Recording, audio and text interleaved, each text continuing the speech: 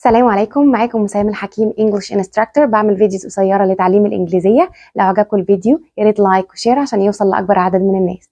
بيقابلنا كلمات في الانجليزي، طبعا كل كلمه بيبقى ليها المعنى الخاص بيها. تعالوا نتعلم الكلمات دي ولما ندمجهم مع بعض ممكن يطلعوا لنا كلمه جديده ويكون معناها ايه. كلمه ash معناها رماد. tray معناها صينيه. وأما اقول ashtray اللي هي طفايه السجاير. ashtray. brain يعني مخ. child يعني طفل. brain child يعني اختراع. brain child. book يعني كتاب. worm يعني دودة. ولما أقول على شخص bookworm يعني شخص محب للاطلاع. bookworm. see ده verb معناه يرى. see.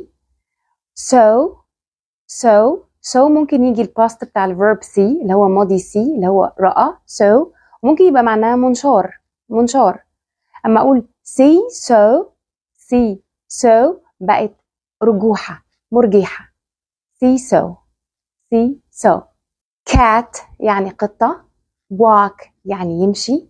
واما اقول cat walk يعني ممر ضيق طويل. catwalk. key يعني مفتاح. board يعني لوح. ولما اقول keyboard اللي هي لوحة المفاتيح بتاعت الكمبيوتر كلنا عارفينها. keyboard.